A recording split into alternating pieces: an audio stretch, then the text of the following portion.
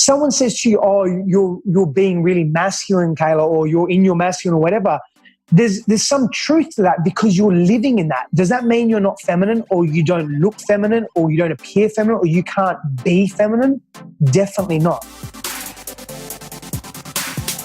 Hey babes, it's Cayla Craft with the Mommy Millionaire podcast. I'm a mom of 3 littles, ER nurse turned self-made millionaire, and lifestyle entrepreneur. I am bringing you inspiring stories, business and mindset tips to help you be shameless in pursuing your ambitions.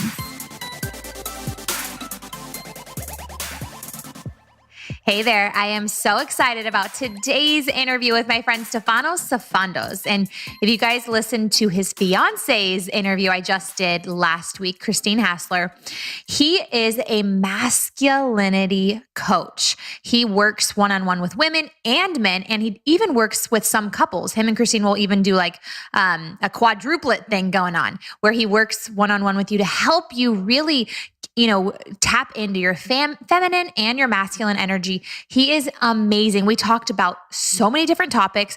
One thing I want to warn you, because I know there's a lot of people that listen in with your kids. This is an episode you want to listen into by yourself because we hit the hot topics about sex and porn, because I know that affects a lot of relationships. So listen in and take massive amounts of notes. I cannot wait for you guys just to get to know him and see how you can implement this kind of stuff into making yourself a better business. So I first heard of Stefanos when I found out Christine was dating him, and I went and stalked his Instagram page, and I was like, oh my gosh, every single one of my friends needs to have their husband work with him, because he talks about some like intimacy in such an amazing way. Because I know a lot of people, once you have resentment in your relationship, it's really hard to connect intimately. And so he talks about that. How do you do that? One thing I learned from doing this interview with Stefanos was about knowing your strengths pretty much. And we all have masculine strengths and we all have feminine strengths, but being able to tap into both to get what you want in life. Great. Thank you. It's really an honor to be here, and I'm very excited to be having this conversation with you. So a little bit about what I do is I play in the realm of relationships. And so for me, that looks like working with all people, of course, and specifically devoted to how do we enhance our relationship to ourselves, to others, to our purpose, to ideas, to anything that's important to us. How do we really evolve and create harmony in our relationships with more of a focus on intimate romantic partnerships? What does it mean to be a healthy man, to be in a healthy embodied masculine posture in contemporary times? And how does that actually relate to being in community, in society, and being with women and being with self as a man, because it's such a changing concept, yeah? Totally. How did you find yourself in this world, though? Because, that's interesting to me. Yeah. So, I Dr. John DeMartini is an amazing informal mentor of mine, although I've studied with him formally as well. And I remember him saying many, many years ago, often our greatest voids become our greatest values. So our greatest voids as children become our greatest values as adults. And so for me, I felt very isolated and very disconnected growing up. I felt very alone. I perceived myself to be alone. And why did you feel that way? Because I grew up in a violent household and an emotionally abusive household as well. And so speaking my truth was very difficult and challenging because I did not know how it would be met, and I was often repressed in my expression. And so I felt very isolated and alone because of that. And also I didn't have my primary male figure, role model in my life was my father. And at that time, he wasn't really the healthiest of role models. And so unconsciously, more than anything else, I took a lot of that on and I brought that into my adult life. And I really didn't behave according to what my truth was within me.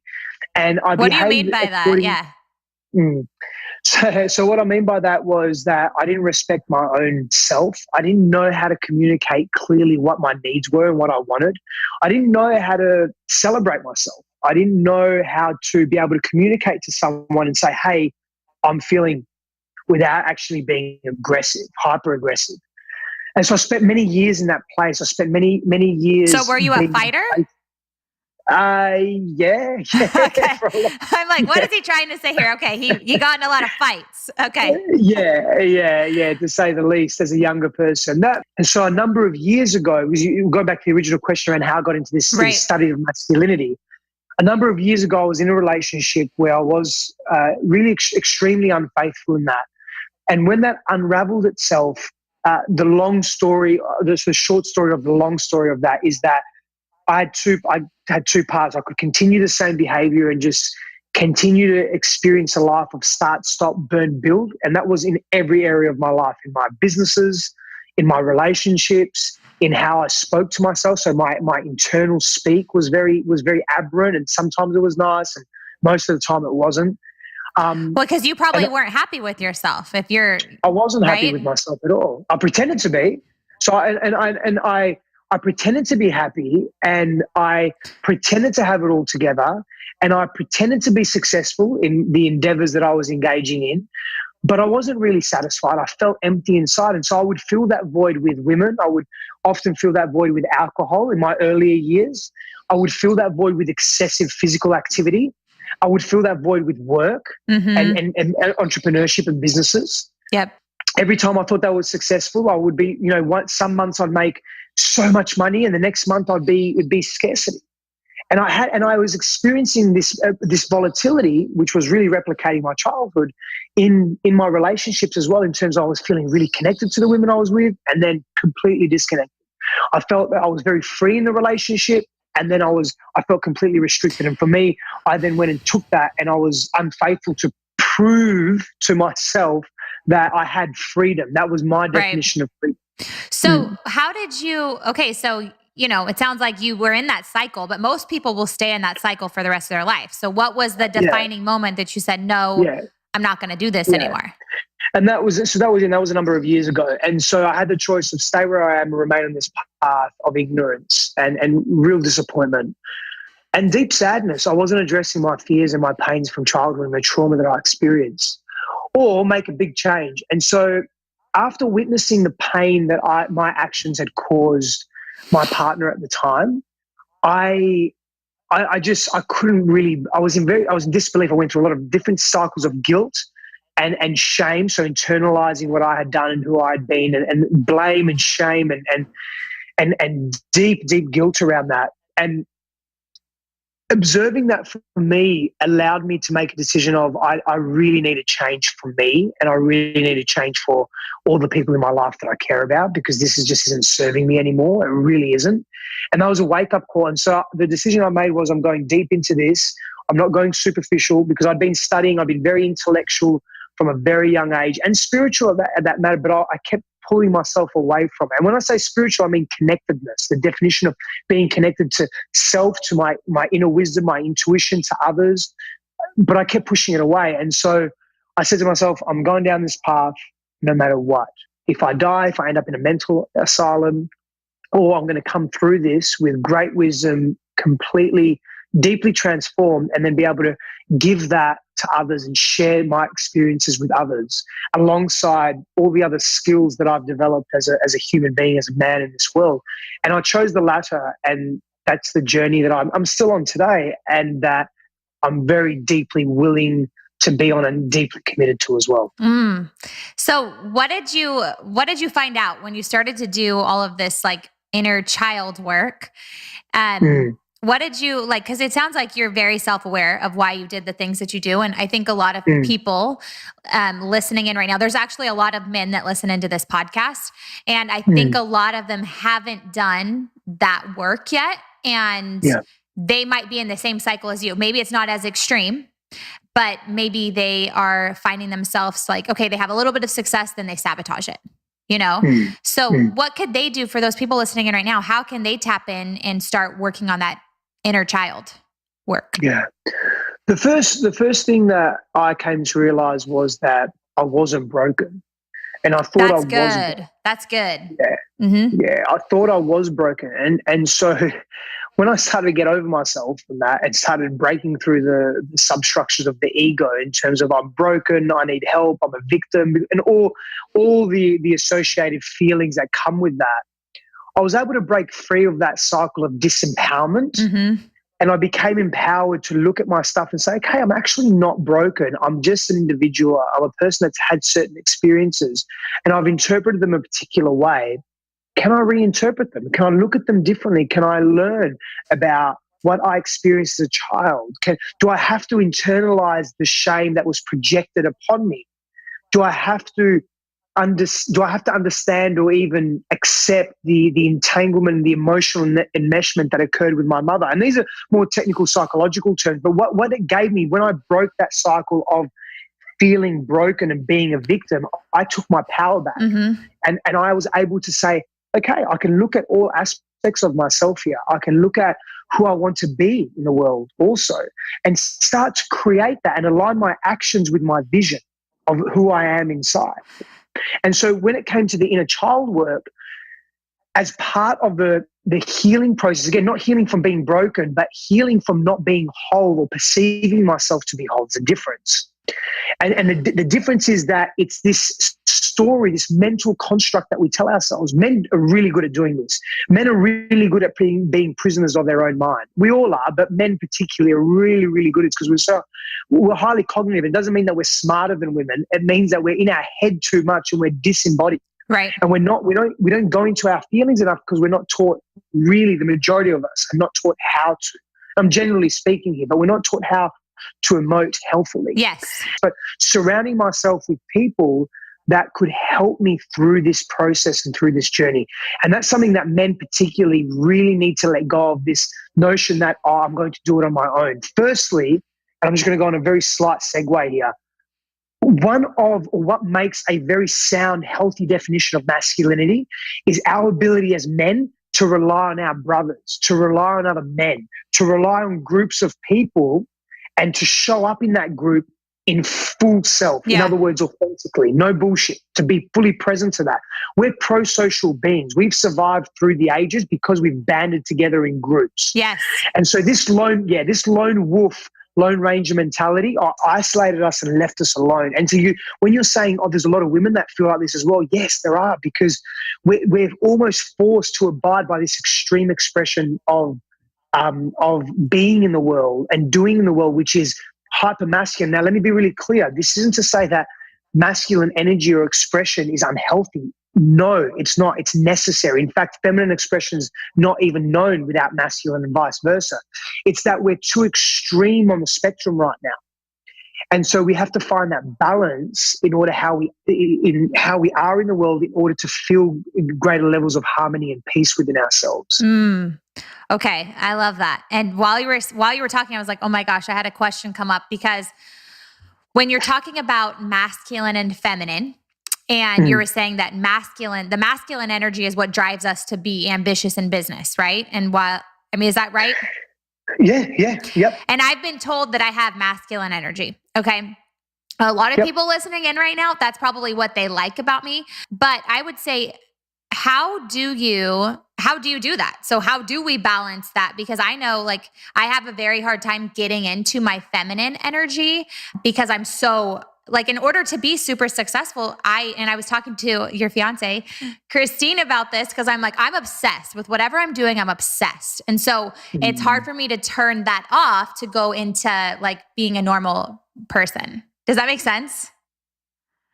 Yeah. And I think a lot of people struggle with that listening in.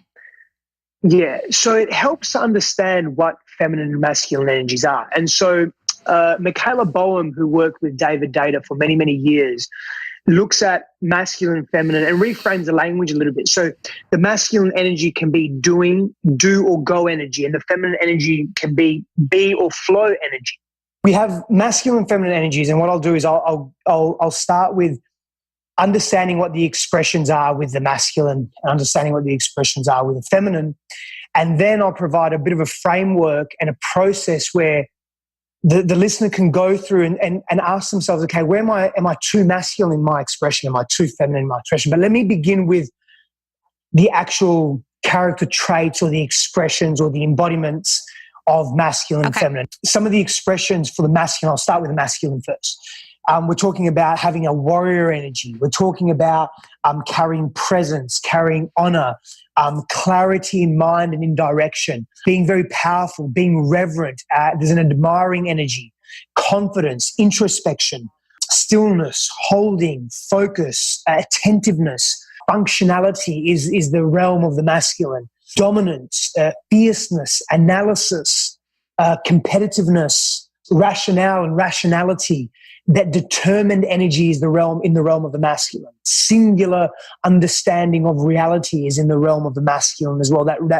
Almost that rigidity in being, discernment, magnetism, purposeful, stability, being very stable and strong. That's in the realm of the masculine as well.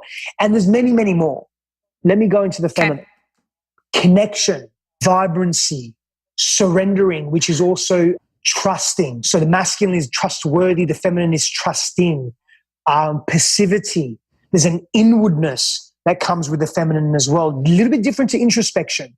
There's awareness that comes with the feminine. There's feeling, deep, visceral feeling, conservative in self and in posturing. There's a softness to the feminine. There's intuition, collaboration or cooperation. There's ease. I love those, because now that you're saying them, I'm like, okay, I do have feminine energy, but I'm glad that you're like defining them, because I think a lot of people listening in right now, those are all skills too. Like, they are. We can learn them. Yeah, we can practice them, and there's so many more. I mean, just vulnerabilities and other wisdom is femininity as well.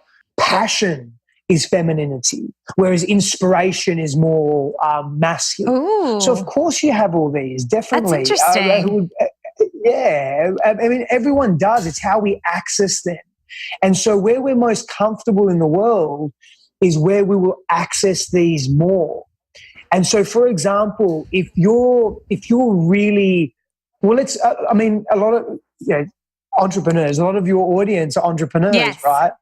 And so they could be uncomfortable in business, but they'll be comfortably uncomfortable, right? And so business is their domain. And when we look at business and we look at the links that are made in society, business is a very masculine-driven world, right? Take this example. In the Olympic Games, I'm going to use sports as not even the Olympic Games, but competitive sport, whether it be the NFL, baseball, whatever, fighting. If many athletes are taking performance-enhancing drugs and you don't as an athlete, your life will be far more difficult. The chances of you competing at that level and not taking performance enhancers when everyone else is, or when the vast majority are, your ability to be great compared to others won't really happen. And so when we look at business, if it's the dominant masculine energy and it's around doing energy, it's around assertion, it's around being functional, it's around dominating your craft as an example, it's around being competitive, and you're too far in your feminine, the feminine isn't dominant in the world of business, the masculine is. So what happens? Everyone either needs to come to the party or leave the party. So whether you're a woman or a man, you either start expressing those masculine traits, and we spend so much time in business, especially entrepreneurs, we live it 24/7 or at least 16 hours a day, 17 hours a day. That becomes you. And so when someone says to you, oh, you're being really masculine, Cayla, or you're in your masculine or whatever, there's some truth to that because you're living in that. Does that mean you're not feminine, or you don't look feminine, or you don't appear feminine, or you can't be feminine? Definitely not. No, I love that you put it like that, because a lot of people listening in right now, they need to realize that you have to tap into your masculine, because it is a competition out there, and there's other coaches out there, there's other podcasters out there that they say that, just focus on your lane and don't worry about the competition. But like, I'm one of those people that say don't worry about your competition, but know what your competition is doing. Like, know that I think a part of being masculine is like being loud, right? Not necessarily like screaming, but getting the attention, promoting yourself. Yeah. If you're a man, it's way more like, oh yeah, it's normal. But when a woman does that, it's very like, well, why the heck does she think she should promote herself? And that's a masculine energy that I've tapped into. Tell me if I'm wrong, is that right? Like, is that a masculine energy? Kind of like just putting yourself out there in a big way? Like, yes, posturing, absolutely. Being known in the world. Yes, it's a and so masculine you energy. have Absolutely. to tap into that, especially in this day and age, in order, because the more attention you and your business get, the more successful you're going to be. That's just Yes, completely in today's day and age, and having a USP surrounding that, definitely. And so, but let's just go on to, this is a really good conversation. So let's go into something for a moment. That doesn't mean that we can't bring a feminine energy or feminine expression to a masculine dominated space. For example, something that society is really valuing more and more is compassion, is empathy, is understanding, is transparency. And, at least 3 out of those 4 attributes are feminine in terms of nature and expression. And so when we come with compassion, when we come with truth and transparency, not that the masculine lies in any capacity, it's not about that. When we come with compassion, empathy, and understanding and loving nature to our business ventures, to what we're passionate about or what inspires us, we're bringing a feminine energy to what's important to us. And that's crucial to understand that as well. There is more and more of a place for, and this is the changing dynamic of our world and business. There's more and more of a place for the feminine in our world. okay. So on that note, saying that, how can men tap into their feminine in order to bring that into the world? Because I think if more men could tap into their feminine energy, being authentic and vulnerable, all those things that you just said, how do they do that? What does that even look like? Okay. It's interesting you said that I was a little bit controversial at the beginning, so I'm going to potentially be a little bit controversial. I love it. The more controversial, the better. I can see it in your face. I know you love it. So, and the question that you're asking isn't wrong, by the way. The question that you're asking is a beautiful question, and it's great. There's something that just needs to come before that. And what needs to come before that, the question that needs to be asked beforehand is not how do men tap into their feminine, is how do men tap into their healthy masculine. Ooh. That's what needs to be asked before we can even ask. Because what's happening is that there are so many men that are either hyper feminized in the world, and they're very passive, they're withdrawn from the world, they're indecisive about who they are. They're not clear about who they are. They're not putting their best foot forward. They're not showing themselves in the world. They're hiding away from the world. They're meek and they're weak in their posturing. Mm-hmm. They don't care enough about themselves to speak on behalf of themselves. And then there's men that are hyper aggressive. They're way too loud, for lack of a better term, but they're too aggressive in the world. They're too much on the end of the spectrum where they're autocratic, they're oppressive in their behavior. And that's not healthy, that's not cooperative, and that's highly competitive, where they're isolating themselves as well from society, which they actually require to function efficiently and to function with efficacy. And so the question we need to ask is, how do we get men into their healthy masculine? And part of that answer is actually bringing them to some degree into their healthy feminine attributes and learning to value them, actually acknowledging and valuing those attributes. And the part that actually comes before that is teaching men how to be good at being men, as opposed to being good men, because they're 2 different things. Being a good man is a culturally relative subjective inference. In other words, what you think is a good man and I think is a good man could be very different. Very different. But when we're talking about being good at being a man, again, of course it's opinion and it's hearsay, but I look at that and I take the teachings of this gentleman. His name is Jack Donovan, and he speaks to masculinity a great deal.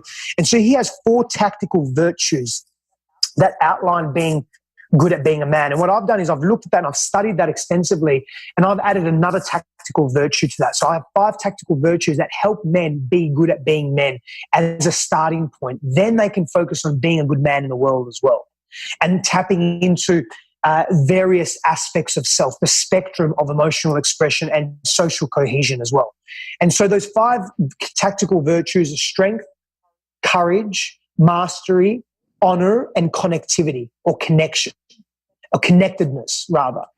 And those 5 tactical virtues really form the essence of what it means to be good at being a man in today's world. And then we can build on that. Whew. Okay. I have a question. Being good at being a man and a good man. Okay. Yes. So this is the thing. What if, because there's so many women listening in right now, because this is a DM I get on the daily. Okay. Mm. They're super into being an entrepreneur. They're all about personal growth and they're focused on being a good woman. All right.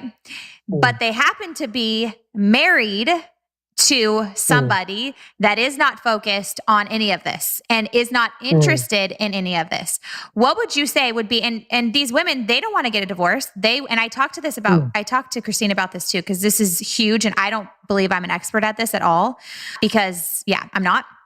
So how do you help people if they're in that situation? How do they help their man focus on being a good man? You know what I mean? What's that conversation look like? Well, firstly, I'll define it apathetically. So what it isn't. So we can't force anyone to do anything, especially men. Mm-hmm. And that can be considered a form of emasculation. It's interesting. There's no antithesis for emasculation for women. So it's an interesting term to think about that. So we can't force men to do anything, and we can't push our values onto others either. And so we need to. There needs to be some prevention for starters. And what I mean by that is that when we're getting to know someone. And when we're getting to know someone, even if you've been married 5 years, 10 years, 20 years, 30 years, you're always getting to know someone, right? It's a continuous process. We grow. Mm-hmm. Every day we're growing. We're different than we were 1 year ago, 2 years ago, 10 years ago. Yep. In some capacity. So when we're getting to know people, it's about communication.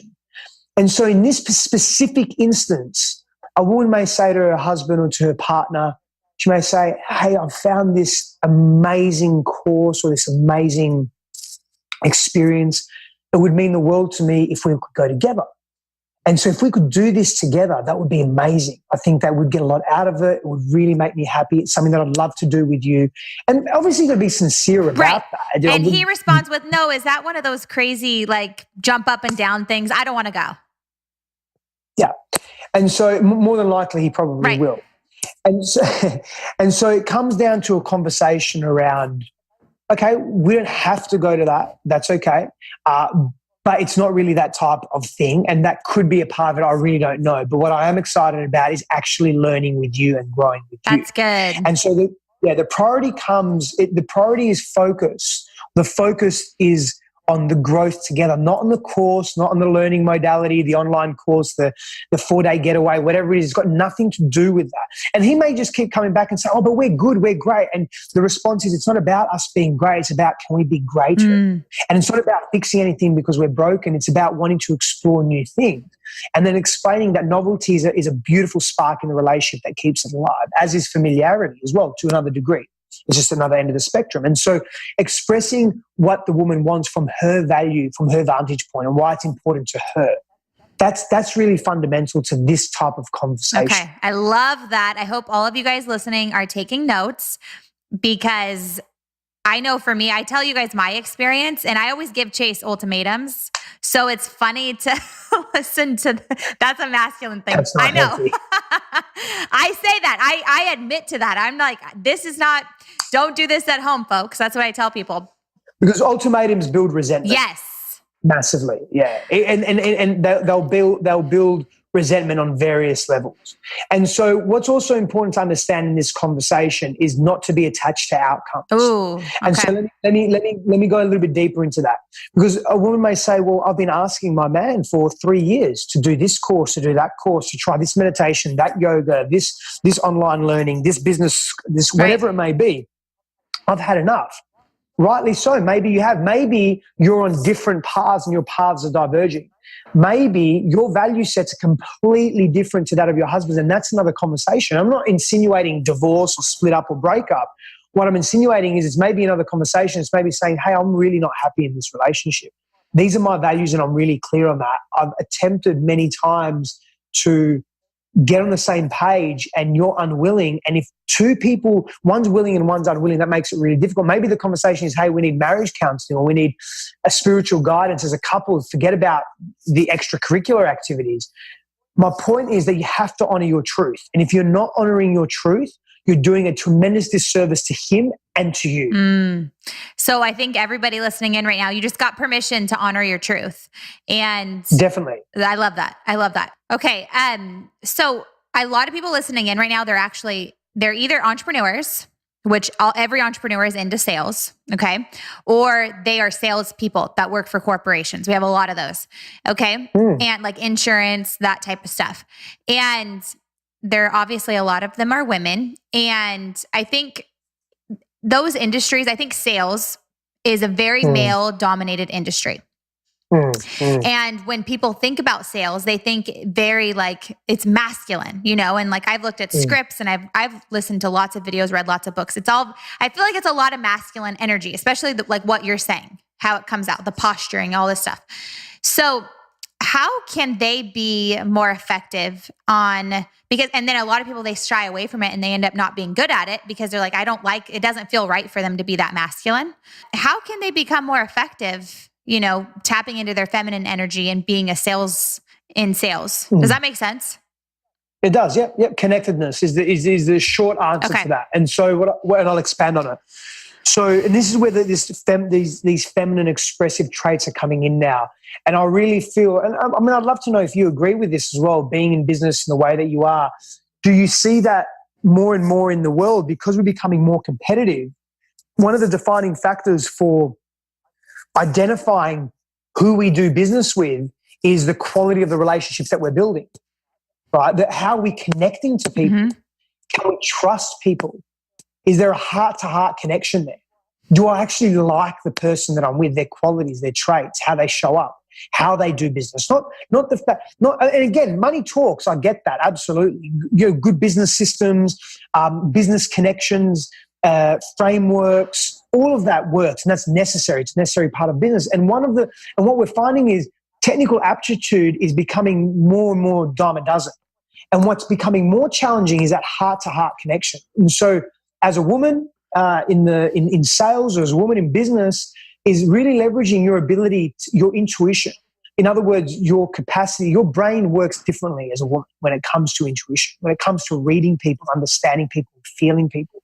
And it's really tapping into that and helping people feel again and helping them trust. How do you do really that? Powerful. Be you. All right. Be compassionate. Be empathetic. Understand the person. Get to know them at a personal level. Ask deep questions about who they are and what their interests are. So get to know them a little bit beyond just the business side of things. Build rapport and trust and relationship with people. And so you become remembered. Share stories that are similar as well. Like, where are the similarities and the crossover in values? I come back to values again. Maybe the people that you're doing business with love sports and you love sports, or maybe they love animals and you love animals and you share that interest. Share on a personal level beyond just the business. And make sure that business is tight. Always make sure that what you're offering, the services that you're offering are tight. And make sure that you can connect to people at a very visceral, heart-based level. Okay. I freaking love that. I love, love, love that. And I think I love connecting. I think that's one of my skills. And I think it's like I think it's the highest paid skill out there. If you can connect with anybody in the room, you're going to be able to do whatever you want to do. I really believe that. And so it's a practice that people have to do. And I want to get into more of what you do. So specifically, I know you're a coach, right? Yeah. Who do you like to work with? Oh, that's a really hard question. Everyone. I love working with men. I love working with, honestly, most of my one-on-one clients are women. Wow. Yeah. So I help women. I really help women just see themselves from a different perspective. And most of the women that I'm working with are about either how do I attract that healthy masculine man in my life, or how can I repair or how can I enhance and evolve the relationship that I'm currently in. They're the common reasons as to why I work with women. But I love working with couples as well. That's so satisfying for me too. It's so beautiful. So do you feel like you're a couples counselor? I wouldn't say couples counselor, but I do work a great deal with couples. Yeah. So tell me what the couples process is like. I truly believe, like, for all of you guys listening in right now, if you're in a relationship, I think it's so healthy to have an unbiased person with like to coach you through things, whether that's a counselor or somebody like Stefanos. So tell me, what is that? Because I think it's scary for people. And me and Chase have been in counseling for, I don't know, a long time. And I think it's just like, I think it's something more people should talk about and like be open about it. Like, because most of the good marriages or people that have amazing like relationships, they all go to counseling. Yeah, they all get some side. Yeah, they do. They have some form, I really agree with you. They have some form of, I don't want to call it intervention, but they have some type of third-party assistance and guidance from people that they trust. Yeah. I mean, Christine and I do as well. In fact, we have more guidance in our lives when, quote unquote, nothing's wrong in our relationship than when something is really tense. Because it's an up leveling. But to honor your question and answer your question around what does it look like, it varies for every couple. But essentially, it's building trust and safety in our triad. So it's building trust and safety. So and Christine and I do this as well. So Christine and I will work with couples too. So whether it's a quad or a triad, whatever it looks like. So I essentially build trust and safety, and then we move through a process of deep visceral honesty. Real honesty in every aspect. And then from there, I mean, it very much varies in terms of the embodiment practices, the exercises, or what it looks like with how I work with couples. Oh, I have a question that just popped up. Do you talk about sex? Of course. Like during the thing? Absolutely. So would you consider yourself like a sex therapist? Like if somebody I know needs that, would I recommend them to you? That's a great, it's one of the greatest focuses, not the greatest, but it's a major focus when I'm working with any individual. The sexual energy, sexual connection, sexual intimacy, and sexual relating. It's a massive part of the work that I do.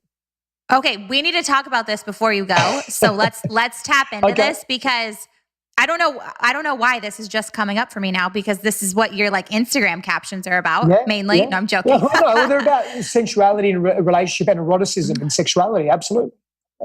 So I have a friend. Yeah. This is legit a friend. This is not me, you guys. Okay. Just FYI. All right. So she is with this guy. She's been with him for a couple years. They live together. And at first they had sex all the time. And now they never have sex. And I said, okay, he either is gay or something is wrong, because my friend is like beautiful. Okay. I'm not making fun of gay people. I'm saying I love gay people. I have so many gay friends, but I'm saying there's something wrong, because like you're very attractive. I'm laughing you're at beautiful. The two reasons that you gave, and that's all they could be. Well, that's why I'm bringing this to you. Yes. But I know that there's somebody probably listening in right now, like that has a friend in the same situation, right? Yeah. And she's just like, she's hot, okay? And I'm like, there's something wrong there. And she likes to have sex. So she's like, it's not me. Like, I'm like, throwing myself out there all the time. And I'm just like, well, okay, we need to figure this out. He needs a sex therapist, and he doesn't think he needs that. So what would you say? What is the problem? Why would a man not want to have sex? Like, what the heck?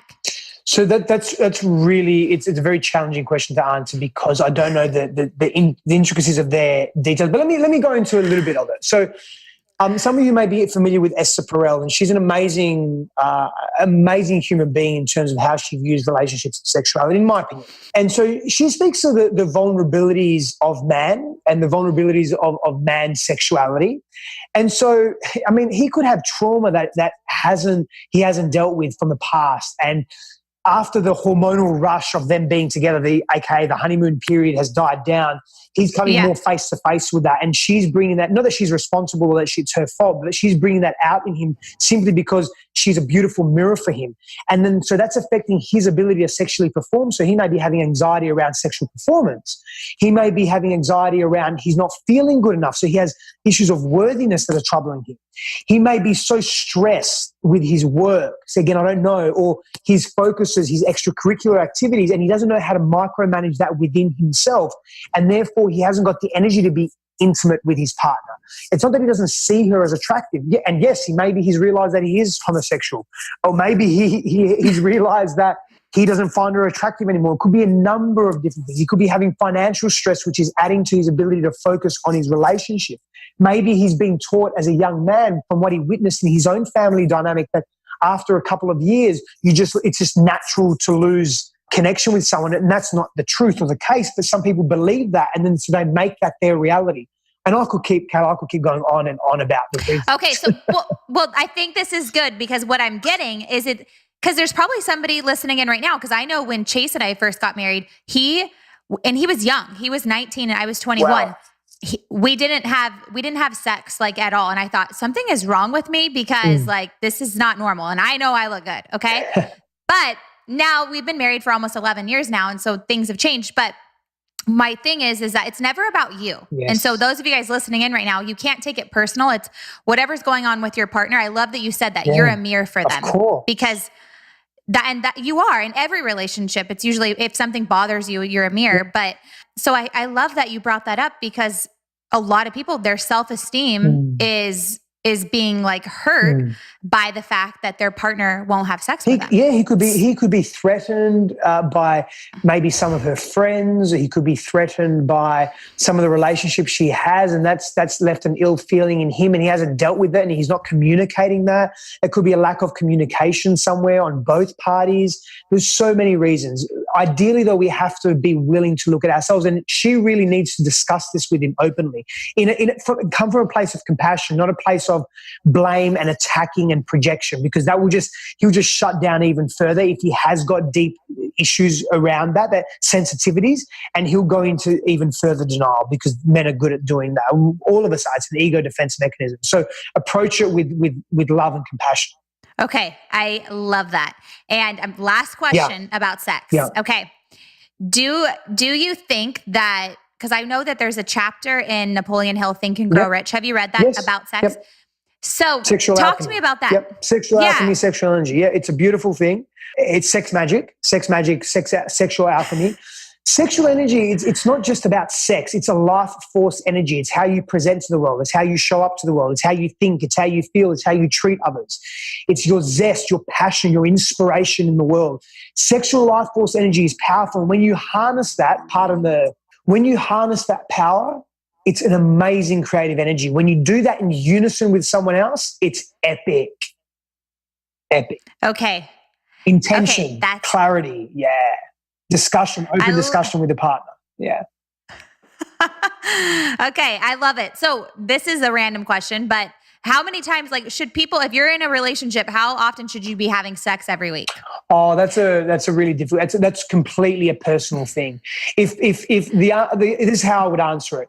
If you're being triggered by not having sex enough, or you're overwhelmed because you're having sex too much, the first port of call is looking to self and saying, what are my expectations around this? And why do I have expectations? Can I have preferences instead? And the second part to that is communicating that with your partner and what you feel your needs are, and how do you balance that with each other, and just being really honest. Okay. Well, this is going to be controversial, but I know that there's a lot of people that struggle with this. And so I'm going to ask it. What do you do if your partner is addicted to porn, and that's what's causing a lot of tension in your sexual energy? Because it's a huge problem out there. I mean, I have one friend that went on a whole anti-porn thing. So what do you say to that? This is a really long answer, and it's a beautiful question. And let's look again. Let me come back to man's vulnerability. So in pornography, when a man goes to pornography, or anyone goes to pornography, but let's just speak to men for a moment, because women do it too. Yeah, absolutely. And so you frame it that way with men. So let's talk to men. So when a man goes to pornography, the woman is always satisfied. She's smiling. She's happy in pornography. Unconsciously, at a biological level, the man then sees that as him not being predatory and him being in pleasure, which diffuses the situation. His central nervous system, his autonomic nervous system, is relaxed. One of man's greatest joys, and this has been studied, is when he sees his partner in sexual ecstasy, he's really happy. And so in pornography, that's 100% guaranteed all the time.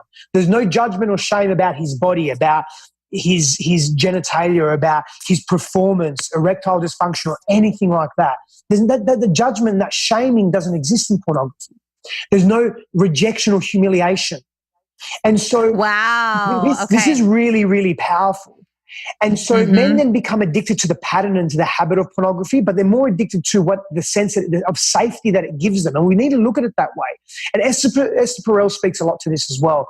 And so there's great value in understanding this, that it's not the woman or it's not the partner, it's that they feel safer and it's their insecurity that they potentially haven't dealt with. It's not you as a partner that are shaming them. It's how they project, how you're projecting onto them. The human psyche is a complex thing. Oh, it so is. I'm like, oh my gosh, we could keep talking about this forever. But okay, thank you so much for answering those questions. I feel like it's a lot and people are going to have to re-listen to this several times. But where can people find you? StefanosSafandos.com or Stefanos on all my social media. Okay, awesome. If you guys loved this episode and it touched you in some way, make sure to take a screenshot, tag both me and Stefanos on Instagram, and maybe we'll repost you. And make sure just to, if you guys have any questions, I'm sure he's open to reaching out. Are you taking new clients? I am actually at the moment, yes. Okay, so reach out to him. Couples help. Okay, he's a couples helper. And thank you so much for just talking about this, because it is like it needs to be talked about more, and I think you're helping so many people out there in the world. So thank you so much for doing this. Thank you, Cayla. Thanks for having me so much. Deeply appreciate it. Thank you for listening to the Mommy Millionaire podcast. For free resources and materials, head over to mommymillionaire.co. Make sure to follow Mommy Millionaire on Spotify and subscribe on iTunes. And it would mean the world to me if you left a 5-star review of the show. And as always, ladies, go out there and get what you want.